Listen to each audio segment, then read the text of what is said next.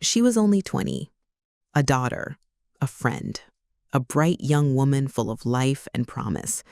But in the early hours of November 16, 2024, Phoenix Spencer Horn was murdered in her own home, stabbed 20 times, strangled, and horrifically mutilated by the man she trusted most, her partner, Ewan Methven. What followed was an attempt to cover up the unspeakable, and a courtroom confession that left everyone asking, what kind of man does this? Today on The Dark Stories, we uncover the horrifying truth behind the murder of Phoenix Spencer Horn and the killer now described as the personification of evil. Welcome to The Dark Stories, where we bring you the real-life crimes that shock, disturb, and stay with us long after the news cycle ends. If you're new here, hit subscribe, because we don't just report crimes, we tell the stories of those silenced by violence. In today's case, we're headed to East Kilbride, Scotland, to an apartment that became the site of one of the most gruesome domestic murders in recent memory. Let's begin. Phoenix Spencer Horn was just beginning adulthood, 20 years old, living with her boyfriend in East Kilbride, a suburb of Glasgow. She had dreams. She had family who loved her deeply. On the night of November 15th, she texted her mother at 9:37 p.m. saying she and Ewan were having dinner together.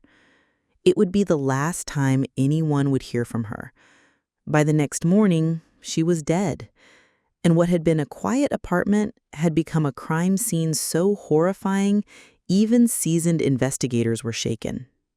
At around 12:13 a.m. on November 16, a downstairs neighbor reported hearing a loud noise and hurried footsteps coming from Phoenix's apartment. It was the exact same time a fitness app on Ewan Methven's phone recorded a sudden spike in physical activity. Unbeknownst to the world, Phoenix was being stabbed 20 times in the chest, the back, the neck. One wound to the chest was fatal. And it didn't end there. Methven strangled her, then dragged her to the bathroom. 2 knives were found in the hallway. A third, bloodied knife was located in the bathroom where Methven had tried to dismember her body, decapitating her and attempting to sever her limbs and torso. Later, he would confess, "I could not stay here with her like that. I tried to dismember her. I moved her from the bath and put her there." This wasn't a psychotic break. This was methodical, brutal, calculated. 2 days. That's how long Methven lived with the body. He didn't call the police. He didn't report what happened. Instead, he moved Phoenix's body and tried to dispose of evidence.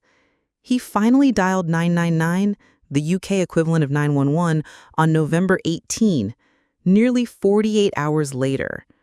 By then, investigators would find not just Phoenix's mutilated body, but evidence of an attempted cover-up, blood in the bathroom, multiple knives, and the clear marks of dismemberment. But the question still remained: why? In court, Ewan Methven claimed he had suffered a psychotic episode, allegedly triggered by cocaine, alcohol, and steroids. He insisted he had been spiked and that he had no memory of the crime. But those claims began to unravel quickly. A delivery driver who saw Methven around 8 p.m. that night told police he appeared completely normal, not drunk, not high, and not out of control. Further text from earlier that evening showed Methven complaining about being lonely during Phoenix's work shift. He ordered food, waited.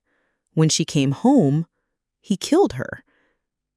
On June 17, 2025, at the High Court in Glasgow, Ewan Methven pled guilty to murder and attempting to defeat the ends of justice for trying to hide the crime. His attorney, Tony Graham, did not try to defend the brutality. In a statement that stunned the courtroom, Graham said, "Those related to Phoenix are likely to regard Ewan Methven as the personification of evil. He will not be able to forgive himself." Methven offered no explanation for what he did, no excuse that could ever make sense, because there isn't one. Phoenix Spencer Horn was not just a statistic. She was a person, a daughter, a friend, a young woman who deserved safety in her own home. She will never graduate. She will never grow old, and those who loved her are left not only with grief, but trauma.